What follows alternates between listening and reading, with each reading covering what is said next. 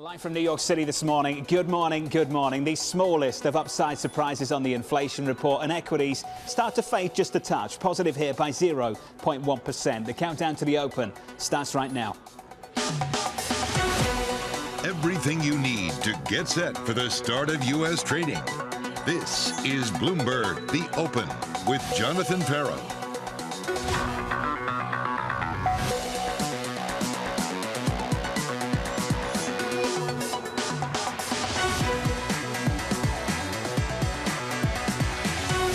Live from New York, coming up, inflation data coming in a little hotter, sending bond yields a little higher, just as Fed officials signal they might be done. We begin with the big issue, inflation in America. A lot depends on the data. The inflation data, U.S. CPI data. We've obviously had actually 3 months of pretty good news on inflation. We have seen some pretty marked progress on the inflation front. Inflationary pressures are abating. Going in the right direction. 2% inflation is a little bit closer than I might have imagined, 6 months or so ago. Inflation's not anywhere close to 2%. We're not going back to what we used to call the new normal. The risk, to our view, is that inflationary pressures return, and that can be a function of geopolitics. If we don't get inflation showing signs of moving down below 3% and the economy standing, the Fed could be back in the picture in 2024. They're fighting inflation that I think is already clearly coming down. You'll see measured disinflation in the CPI in the coming year. The last mile on inflation is going to be the hardest.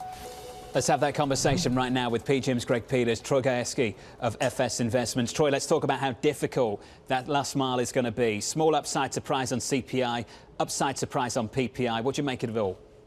Yeah, so again, we have made tremendous progress. The Fed was obviously woefully behind the curve, but tightened extremely aggressively. They continue to drain their balance sheet at a historic pace. So inflation will continue to come down, but the next, 6 to 9 months, the question is, with a stronger economy, a still very hot labor market, is there a path to getting it to 2% anytime soon? And it looks more and more like the answer is no. The housing market's rebounded. Obviously, there's been, pressure in commodities to the upward surprise side. So it's going to be a really tough battle to get it back to 2. But the good news tied to that, though, John, is, a higher for longer in the front end means more income for a lot of folks. And none of us are rooting for a recession. So, sometimes we might over-obsess over the last battle, and we hope the Fed doesn't over-obsess over the next 100 basis points of declines. But in the meanwhile, I think we should enjoy the fact that the U.S. economy is potentially going to avoid recession, at least over the next 6 to 12 months. Well, jobless claims in a moment speak to that as well. Greg, let's get to that question that Troy asked. Are we on a sustainable path back towards 2%? I don't think the question is whether it's 2%. I think the real question is whether the Fed and central bankers will accept above 2%. What is that tolerance level? So I don't think they're shooting for 2% explicitly, but at what point will they view it to be close enough? And so we're in this data-driven world still. I don't understand when data became a 4-letter word. So I think, we have to see how the data plays out. It's been relatively strong. And I think central bankers just have to react to what's in front of them on the data front. Greg, do you have a base case? Because the base case I see at Morgan Stanley is the Fed is done. At Citi, they made a change in the last 24 hours. No more hikes this year. Do you have a base case on that? Well, it's hard to have a base case when it is data-driven. But I will tell you, I think the hurdle to cut is much higher than to raise. So there is a bias for additional tightening. But I think that misses the central point. It is, will they remain restrictive, and for how long? I really don't worry so much about the next 25 basis point, next 50 basis point plus or minus. It is being in restrictive territory that matters. And do you believe, Troy, they will remain in restricted territory, at least for the foreseeable future? Yeah, that's been one of our core theses this whole cycle, is that it would take longer for inflation to come down. And, obviously the bond market was pricing in cuts way too soon. So it just looks highly, highly improbable that there's any chance we enter a recession prior to Q2 or Q3 of next year. And that means the soonest the Fed could possibly cut is probably late Q3, early Q4. And that's another central point is when they move to cut, it's really going to be the mirror image of the last hiking cycle from 15 to 18. They're going to go very, very slow. They're going to be in no emergency to go back to ZIRP, let alone reignite QE. And so that just makes it a much more challenging environment for most assets to inflate, and it makes it much easier to envision further downside pressure as we stay in this higher for longer regime. But again, as an optimist, I kind of want to focus on some of the positives. The positives are if you're focused on floating rate lending, you're going to have more income for longer. And if we can avoid a recession, then you're not going to have the hangover from defaults that eat away at some of that income. So, the glass might be half empty if you have too much duration in your portfolio or too much beta. But if you're focused on floating rate private loans, the glass looks really, really full right now. We'll talk about how full that glass is for Greg in just a bit. Yields up this morning by 7 basis points at the front end, 5.05% on a 2-year, on a 10-year at 460. So much data out there at the moment. CPI, initial jobless claims, bank earnings tomorrow. Mike McKee has more. Morning, Mike. Good morning, John. Well, labor market we can just dismiss with a shrug because jobless claims come in at 209,000. That's hardly anything when you think about what's going on out there in the labor markets with the UAW strike and others. So at this point, good news there. Mixed news on the CPI. You've been talking about that, up 0.4 on a headline basis. A lot of that housing and gasoline, but still 3.7% on a year-over-year basis, just up a tick below what analysts had forecast for 2023, which was 4.1%. Core CPI at 0.3, same as last month, 4.1% year over year. We saw housing and energy, as I mentioned, and gasoline is the big part of that energy story that drove the CPI higher. Used cars and apparel falling. What does this mean? Well, we're still seeing progress on inflation. You look at what's happening with the core, the better proxy for inflation overall. And while we didn't see a change in the month over month, we do see continued drop in the blue line there, which is the year over year number for core. So it tells the Fed progress is being made. What has the Fed been telling us? Well, more Fed speak overnight as Chris Waller and Susan Collins both add to the list of people who are saying they would be willing to wait on November 1st. As Waller said, we can watch and see what happens. And Collins said we're pretty close to the top of the tightening cycle. And the market seemed to be buying that, John, after the Fed, after the CPI decision this morning. We're looking at Fed funds futures, and they're basically calling for about a 10% chance of an increase. You can see the highs were when the Fed last met, and then when the jobs report, they were looking at about a 30% chance, and now that has significantly dropped off, and that did not change this morning after the after the CPI numbers came out. It's all relative, but relatively speaking, dovish stance starting to kick in at the Federal Reserve over the last couple of days. Mike McKee, thank you. Just time and time again, heard it from Fed speaker to Fed speaker, comfortable with the bond market doing some of the work for them.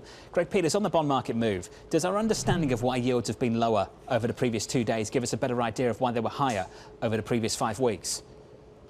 Not necessarily. I mean, I think the events that unfolded in the Middle East was just a reminder of the protection characteristics of owning bonds. My suspicion is that starts to wane as we go through. There's lots of uncertainty, but what was really notable is that there was this unrelenting march towards higher yields. So what happened has capped that for now, but I think that was the real informational content in the marketplace. As if you believe this higher for longer, then why would you have inverted yield curve when you're not forecasting an inflation, you're not forecasting a recession, and inflation is above trend. So I think it just normalization at its finest. It's such an important question, Greg. I think an important view. Why would an investor who isn't anticipating a downturn want to take less yield on a longer dated bond? So the yield curve starts to so-called disinvert, Greg. We're now back to negative 45 basis points on a 2-year versus the 10-year. With that in mind, do you have a bias at the moment, Greg, for what this curve does over the coming months, the shape of it, how things evolve?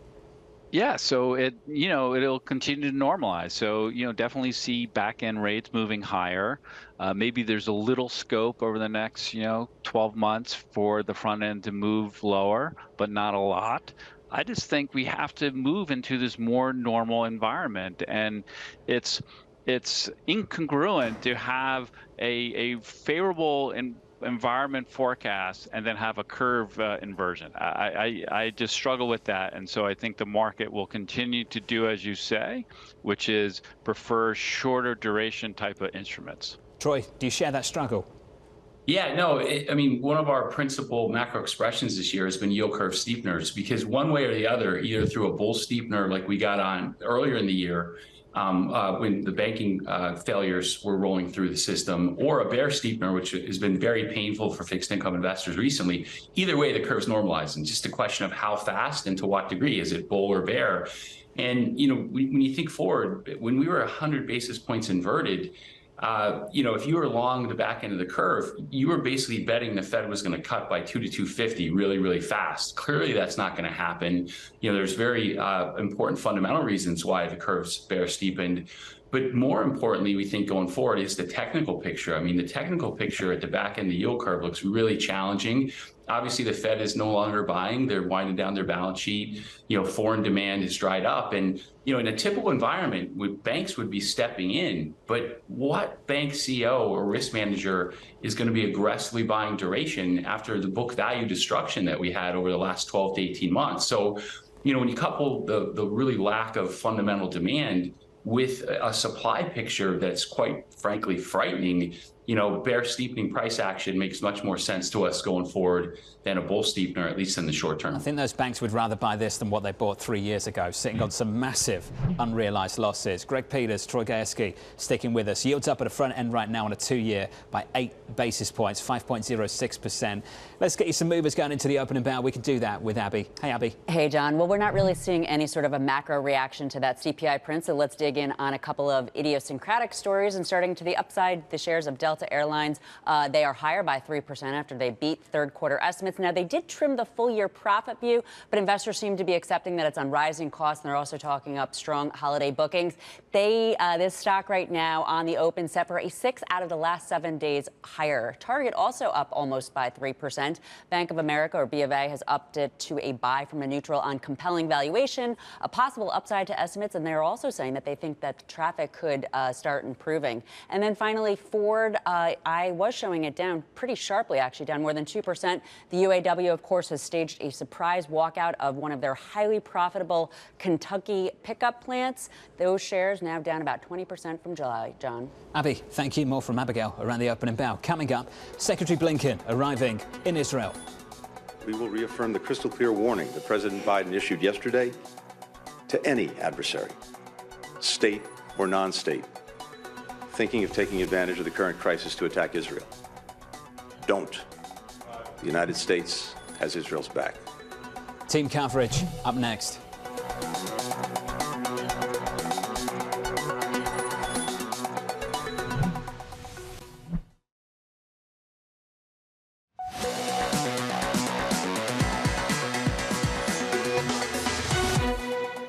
We will reaffirm the crystal clear warning that President Biden issued yesterday to any adversary, state or non-state, thinking of taking advantage of the current crisis to attack Israel.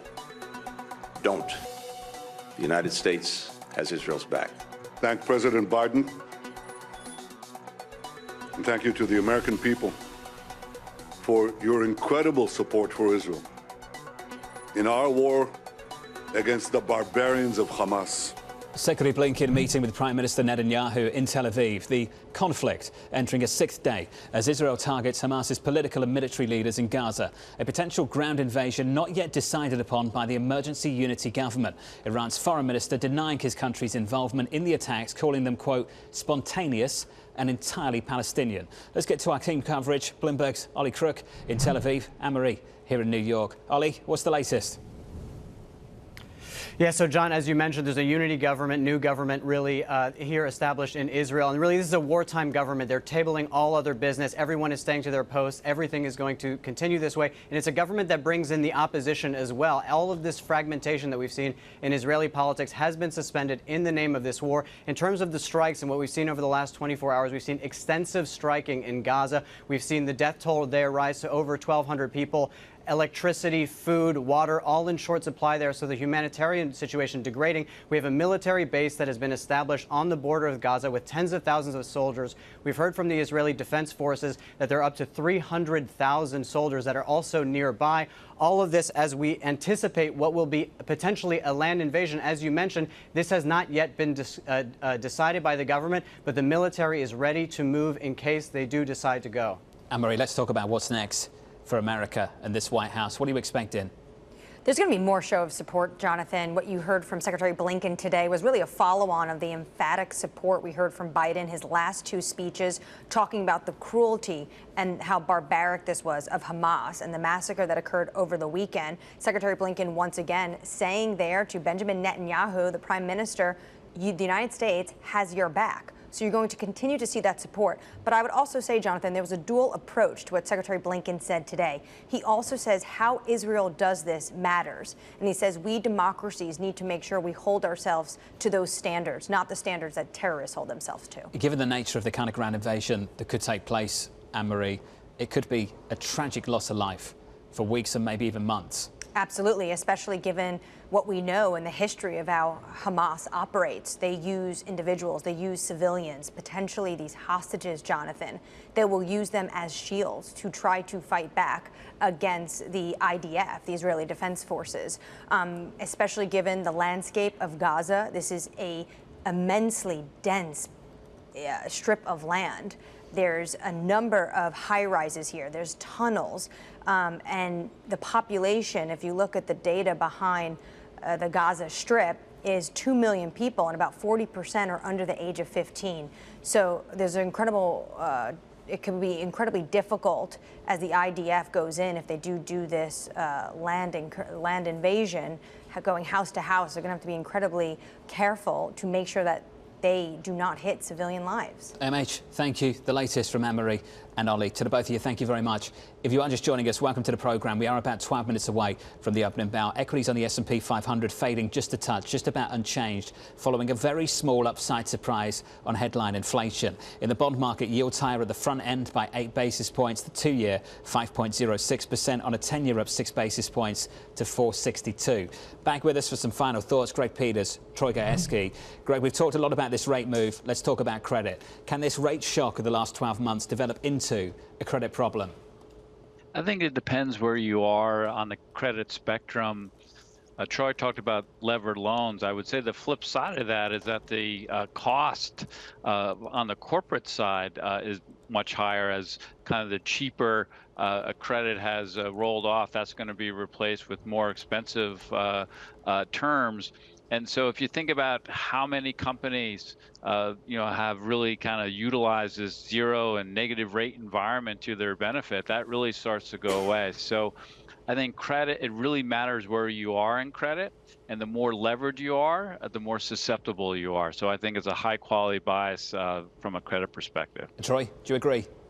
Yeah, so 100% agree. I wasn't talking about levered loans. I was talking about private lending, where you have much stronger covenants. In fact, one of the bigger risks to markets from a credit standpoint right now is in the levered loan market, where not only have you had covenants deteriorate for years, but obviously debt service coverage ratios have slipped over time as the front end's gone up. And so, that's an area where not only will we have higher defaults relative to high yield bonds historically, but you're also seeing much, much lower recovery rates. And, one of the interesting developments in private credit now is a lot of the companies that borrowed historically, their management teams and owners are looking at ways to mitigate default in the event of a recession. And so oftentimes they're taking assets out of the capital structure and pledging that against new loans, which clearly lowers the default risk, but could potentially lower the recovery rate for the current levered loan holders. So yeah, you have to be very selective in credit. It's a great time to be a lender given the pullback in bank lending activity.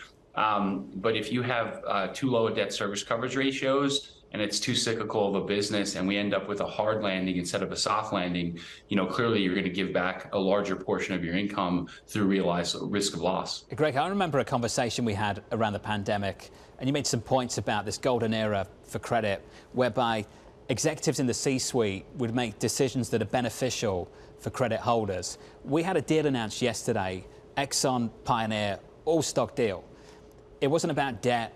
wasn't about raising finance. Greg, when you see those kind of things, is that something that still sticks with you, that we'll start to see this behaviour, that it's beneficial for the guy that's holding the bonds and maybe not the equity? Yeah, I think that's a change on the margin. That was catalyzed also by cheap terms, right? So credit was extremely attractive. I think it's a harder argument to make. The way I would think about that particular transaction is kind of through a different lens. It actually speaks to maybe the underlying strength in the economy that folks have been so worried about. I do think the golden age of credit has largely set. I agree with Troy. I think a lot of these companies are going to suffer here over a period of time. So you actually don't need to see a recession for a lot of these companies to fall away. And so I think the dynamics have shifted here, Jonathan. It's a big change for you then, Greg, just working through it. It's a 3-year story. That golden age didn't last too long. Greg, when you think about where spreads are right now and you're thinking about wider spreads in the future, it's hard to put a number on things, I know, but 400 basis points clearly doesn't get it done. What does? Well, I think it's not about market investing. I think it is about pure credit investing. Relative value is probably the best I've ever seen. So while I don't like kind of the credit market writ large, the dispersion in the marketplace and the relative value opportunities for active managers is probably the best I've seen in a very long time. So it's a good news, bad story in many respects. So the headline numbers are far from attractive, but underneath the surface, there's some real interesting opportunities. Greg, thanks for being with us today. Greg Peters, Troy Gayeski, to the both of you gents. Appreciate it. Looking ahead to the opening bell about 7 minutes away. Coming up next, your morning calls, and later, Nuveen's Sarah Malik discusses the market implications from today's CPI report, plus counting down to bank earnings tomorrow morning. We'll catch up with Erica Najarian of UBS. From New York City, this is Bloomberg.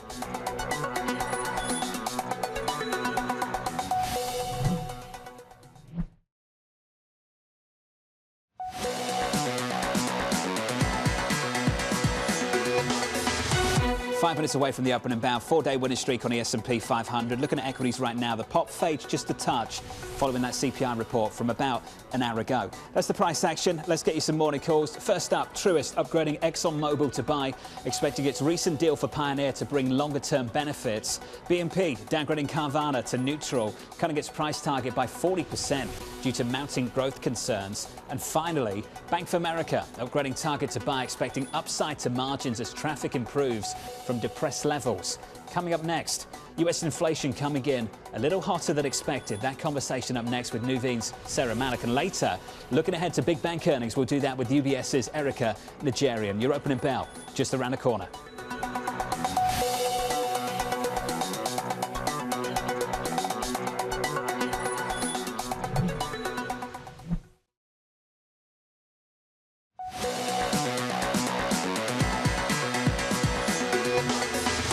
25 seconds away from the opening bell this morning. Good morning to you. 4-day winning streak on the S&P 500. Haven't had one longer than that going back to the middle of June. Over that period, up by something like 2.8%. Futures going into the opening bell up by about 0.1%. Looking to make it day 5 just about. On the Nasdaq, positive a tenth. There's your opening bell. Switch to the board and get to the bond market. Yields higher today, up by 4 basis points on a 10-year, 460. Inflation on the headline number, just a little bit hotter than expected. Your 10-year, 460.16, yields up, dollar stronger, euro weaker, euro dollar 105.70. It's a break of 106 to the downside, negative 0.5% on that currency pair. And crude with a lift, up by 1.95%, $85 and let's call it 10 cents on WTI. About 20 seconds into the session on the equity market right now, we're positive by a tenth of 1% on the S&P. On the Nasdaq, up by 0.1% also. One stock to watch around the open is Delta, the airline, cutting its profit outlook due to higher fuel prices and maintenance costs. The CEO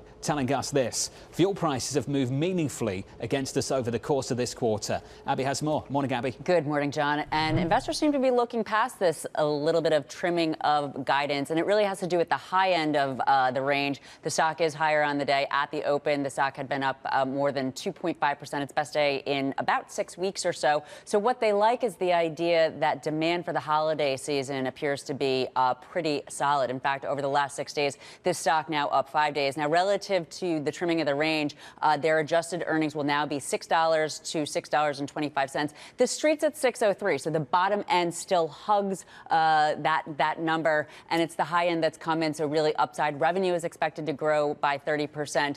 Analysts are really pretty positive here. We have Citi saying that overall the results and the guide were very encouraging, and the carrier's strong diversified revenue growth has offset those headwinds of fuel price and maintenance cost pressure. Another analyst talking about the idea that the demand is strong. Now, something that's interesting to me, the airlines have had such a hard time recently with oil that I was expecting it to be down on the year. It's actually up about 10% on the year, but it is down about 30% from the peak. So lots of volatility so far on the year. It's going to be interesting to see how this fourth quarter ends, John. Abby, thank you. Stock up by 1.5%. Let's turn to the IPO market. Birkenstock shares stabilizing after sinking 13% in their debut, marking the worst first day showing for a US listing of $1 billion or more in over 2 years. Isabel Lee on top of this one. Hey, Isabel.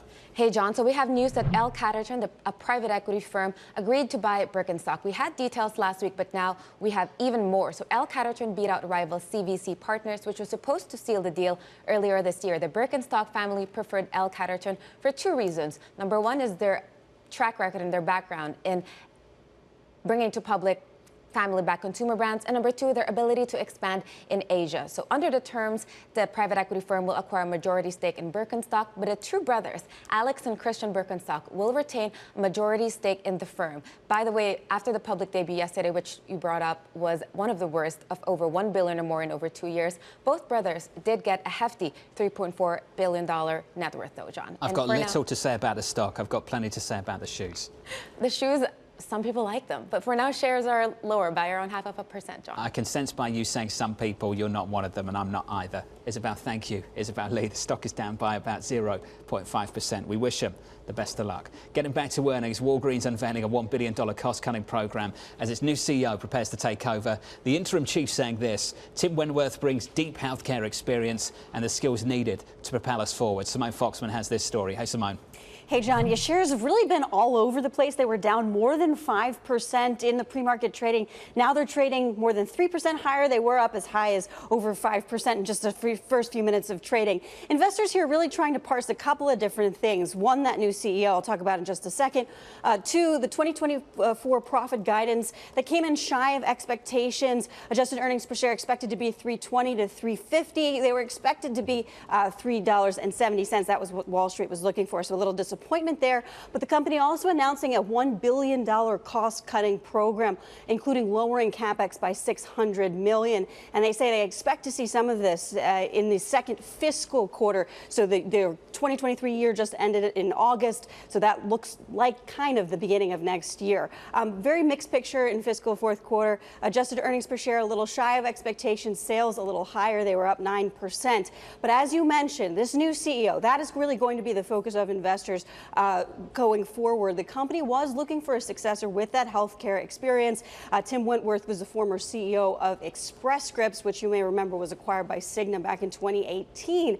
But the challenge for Walgreens has always been, will this turn towards healthcare that we saw indeed under the former CEO Roz Brewer actually pay off? Will Executive Chairman Stefano Pessina actually go along with this, since he has a very retail background? Already the interim CEO Ginger Graham's kind of pulled back on some of those programs that would have pushed the company a little bit more into healthcare. But Tim Wentworth expected to come in on October 23rd. So that's when we could get signs of whether or not this will work or not. At least at the moment, a little bit of optimism on the looking forward for Walgreens. At 23.10, the stock is up by 2.3%. Simone, thank you. For the broader market, 5 minutes into the session, unchanged on the S&P, just about unchanged as well on the Nasdaq, positive there by 0.07%. Let's turn to the autos. Ford becoming the latest strike target for the UAW after members walked out of its largest plant. UAW President Shawn Fain saying this: it's time for a fair contract. If they can't understand that after 4 weeks, shutting down this extremely profitable plant will help them. Katie has this one. Hey, Katie. Hey, John. Yeah, Ford shares currently off by about 2.7%. Following that surprise walkout. And we're specifically talking about Ford's Kentucky truck plant here. That generates about $25 billion in revenue per year. And to get into the TikTok, so Ford last week had proposed a 23% raise, which Sean Fain said last Friday was the top offer that they had received. But Ford wouldn't raise that offer any higher at a 5 p.m. meeting yesterday, which of course led the UAW to announce that walkout just hours later. Now, Ford has called the union's decision, quote, grossly irresponsible, and warned of painful aftershocks for both suppliers and customers, and not to mention Ford itself. You take a look at shares, they're down by more than 20% since early July or so. But if you're looking for a silver lining, Evercore noted this morning that this type of strike escalation may be needed to achieve a breakthrough. Specifically, the analyst wrote that, quote, pressure was always needed to force a deal. So remains to be seen, John. It's got to get worse before it gets better, Katie. Is that the conclusion here? Seems like it. Yeah, this feels like an escalatory step. That's for sure. Katie, thank you for the update. Katie Greifeld there on the latest with the autos. Let's continue the conversation with Nuveen's Sarah Malik. Sarah Malik joins us right now with the equity market totally unchanged. Sarah, you said recently that you think maybe equity markets are oversold. Do you still believe that? Yeah, well, Jonathan, first of all, I don't know if it's reason to celebrate, but today does mark the one-year anniversary of the 2022 low set by the bear market. We have come a long way from there. There's been two areas of focus for that entire year, and that's the Fed, what are they going to do, and inflation. I do think the market has upside from here. The catalyst will be earnings season. So coming into earnings season, we've seen cuts to consensus. I think there's upside. Companies can beat and raise. Also, margins are expected to be down. And we're coming off 3 quarters of an earnings recession of negative earnings growth. This could be the first quarter where earnings grow. I think that'll be the next catalyst that moves the markets higher and gets some of that cash off of the sidelines and back into equities. Do we need stability in the bond market first? And when we say bond market stability, do we mean lower yields or just smaller moves? Well, Fed commentary this week had helped yields move lower, and that was a tailwind for equities. As yields kept moving up, it's a headwind for equities. I would like to see yields settle. I think today's inflation data and yesterday is showing that inflation is still here to stay. We were surprised to see that rents were so hot, considering we'd seen real-time data that made us think that shelter prices may be moderating even faster. So I think that in itself is going to be another support for yields moving a little higher. I'd like to see them settle. But I think this just puts back on the table one more rate hike before the end of this year. Then the Fed pauses and yields should start to settle from there. So we're in the late innings of this cycle of rate hikes, even at this point. Sarah, we spoke to Safita Subramanian of Bank of America yesterday. Constructive also on this equity market, but constructive through the equal weight S&P 500. For you, Sarah, is it equal weight or market cap S&P 500? The story of most of this year has been market cap with technology. That's been one of our favorite areas for all of this year, and it remains so for many reasons. One, inflation continuing to moderate. It's not going to be just straight down to the right for inflation, but it's going to keep moving in that direction. And with the Fed getting to its last rate hike, that's a positive for long duration stocks like technology. And artificial intelligence, it's not hype. There's an urgency for companies to incorporate this into their businesses because it increases productivity. So I still think market cap's going to matter, and tech stocks are going to lead from here. That's a trend that goes beyond this cycle, that's for sure. AI. As I hear people say things like position for late cycle, Sarah, I see that in your most recent note as well. What does that mean exactly? What is late cycle? Where do I want to be? Well, late innings of the economy, what we're worried about is companies that are more impacted by the economy. And also, we need to be aware of companies that are going to be impacted by inflation. The reason we think we're in the late cycle is because of the consumer. We're seeing higher delinquencies, not only with credit card debt, but also with auto debt. An average interest rate on credit cards now is about 20%. So I think the consumer is starting to show signs of cracking. We're looking for areas that are resilient to the economy, like infrastructure, that tends to perform well even during a recession. Going outside of equities, look at farmland, that tends to beat inflation. It did so from 1991 to 2021 by about 8.5%. Dividend growers is another area of equities that's less volatile. It tends to have less downside when equities decline. Let's get the autos in there as well. You heard what Katie had to say about the recent moves from UAW on Ford. This is the response from Ford, who just put out a statement. At the moment, it reads as follows. The decision by the UAW to call a strike at Ford's Kentucky truck plant is grossly irresponsible but unsurprising, given the union leadership's stated strategy of keeping the Detroit Three wounded for months through reputational damage and industrial chaos. Is there anything, Sarah, to like right now about these automakers in America? Well, I think it's tough because, first of all, they've experienced high supply chain issues. They've had a lot of pricing power. That's starting to roll over. We've seen that in used car prices already. So I think that's going to be a continued issue, and also their impact on the employment market that may help increase jobless claims going forward. We're not big fans of cyclicals like autos, also banks, which kick off earnings seasons tomorrow, even though banks have been down about 18% since that low that was set about a year ago, and sentiment's very negative. We're not bullish on banks either. We think they have a lot of headwinds going forward. Sarah, what explains the massive underperformance we've seen in the financials? At the start of the year, if someone said this is what they need, higher yields, they need the expansion to continue, upside surprises in economic data, we got all that. They've been battered. Well, a significant rise in yields can impact net interest income, which we've seen with banks. Also, higher capital requirements, regulations, more competition for deposits because of what we saw earlier this year. All of those are longer-term headwinds for banks. I think, unfortunately, it makes U.S. banks less competitive versus global banks. Banks that we like tend to be well capitalized, like Wells Fargo, and also have their own levers to pull, like a turnaround story. Also, First Citizens, which bought Silicon Valley Bank, is also in a good position, well capitalized and liquid. Those are the areas we're sticking to in banks. We think the other ones are just going to continue to face these long-term headwinds, even though valuations may look cheap. They may bounce a little bit on earnings tomorrow. I think longer-term valuations could get cheaper. Bank of America down by close to 20% year to date. Sarah, thank you. Sarah Malik there on the financials. Bank earnings coming up tomorrow. JP Morgan kicking things off. Then on to next week, we'll get even more. Coming up next on this program, a crucial earnings season for the big lenders. Our expenses will go down. Our revenues will go up as a result of being simpler. And I think you'll really, despite this great investment in what we're doing in the transformation, those costs will begin starting to come down. Results from Citi, JP Morgan, Wells Fargo, all in the next 24 hours. The conversation up next with Erica Najarian of UBS.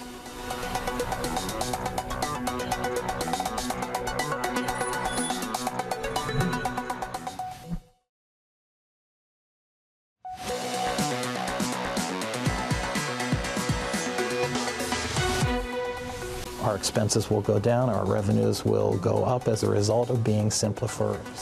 And I think you'll really, despite this great investment in what we're doing in the transformation, those costs will begin starting to come down. It's about making sure we get the roles right to simplify the company, to get the most efficient business that we can get out of this.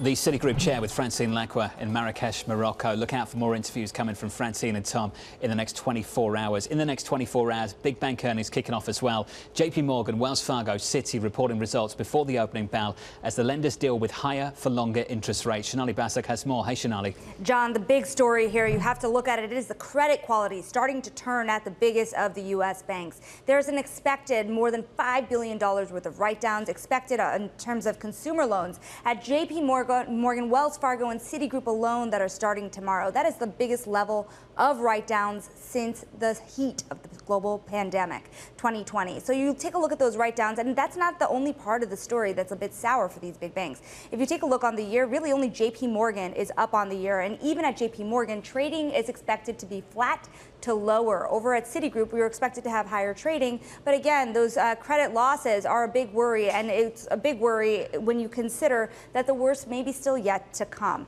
Now, if you take a look at it, Bank of America doesn't start reporting until next week, but being down 20% on the year, Bank of America trading at 80% of its book value, 84%, it is still showing you just how weak the biggest of the banks are trading relative to what is happening in the environment that is seemingly a strong economy. So you have to wonder what the outlook is for these banks ahead as the economy starts to turn. We'll be looking for those economic outlooks.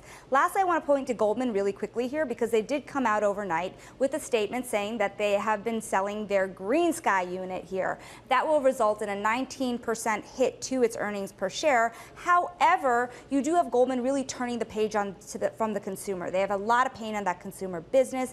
You've seen them take those pains, especially when it comes to those consumer credit worries. So the question here is this enough now for Goldman to turn the page entirely on their consumer strategy that has pained investors here for so long? Our chief Wall Street correspondent, Sonali Basak, is going to be very busy over the next couple of days. Sonali, looking forward to your coverage tomorrow morning. Erica Najarian of UBS weighing in right in this. Banks are oversold, and when investors stop looking backward at bond losses and rising deposit costs, they'll start focusing on credit and capital. Erica, I'm pleased to say, joins us right now. Erica, I want to get your perspective, as always. It always is. I want to start with Bank of America. Sonali talked about it. The underperformance there has been absolutely dreadful. Looking at moves 20% lower. Erica, what explains that move? What is the market seeing that you don't quite agree with?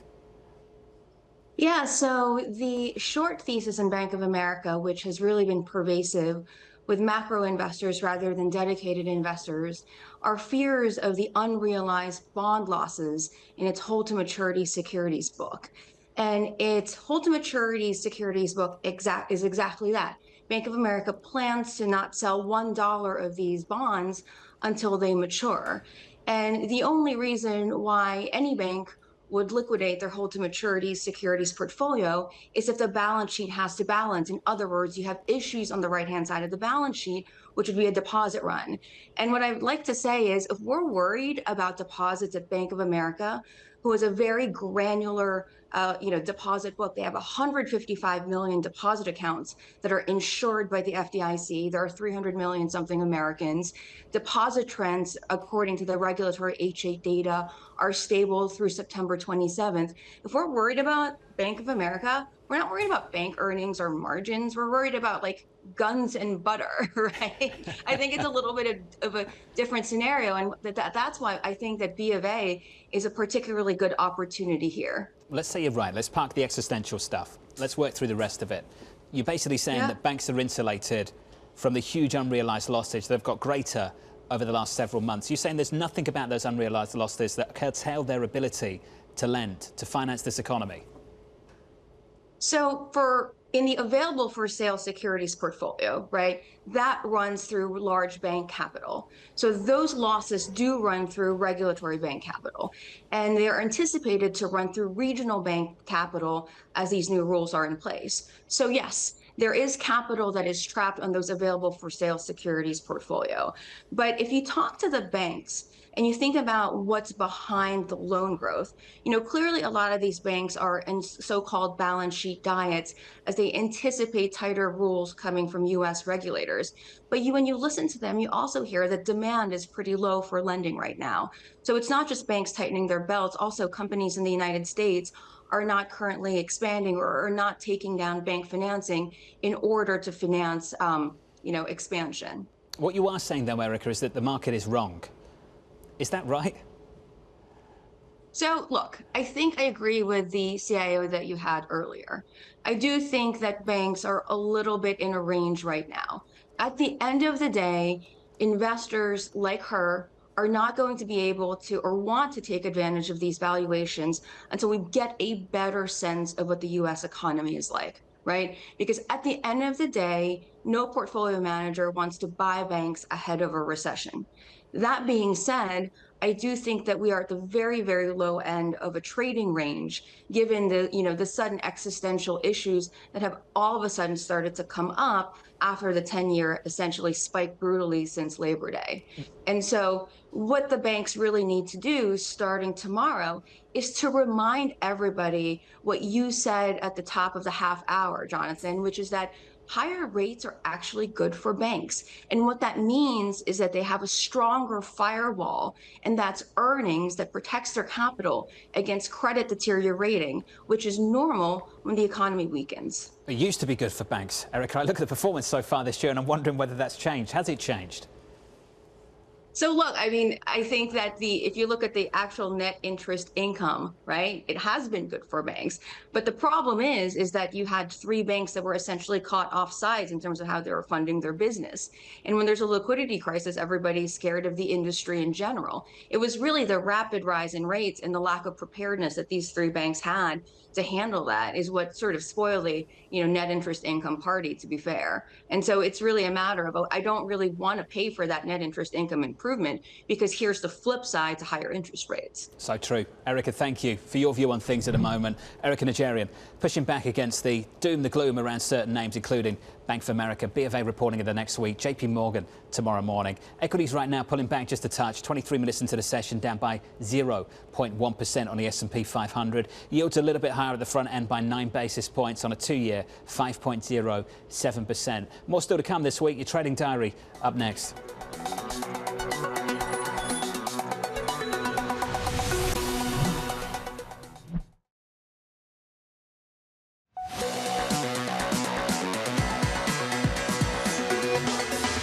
Snapping a 4-day winning streak on the S&P 500. Real underperformance in the small caps. The S&P pulling back by 0.2%. As the price action, here's the trading diary coming up through the week. Dallas Fed President Lori Logan speaking at the top of the hour. More Fed speak throughout the day from Bostic and Collins. The US Treasury selling $20 billion worth of 30-year bonds at 1 p.m. Eastern Time. And on Friday, the main event, big bank earnings, JP Morgan, Wells Fargo and Citi. Plus, we'll get US consumer sentiment data as well. From New York City, that does it for me. Thank you very much for choosing Bloomberg TV. Good luck for the rest of the trading day. This was the countdown to the open. This is Bloomberg.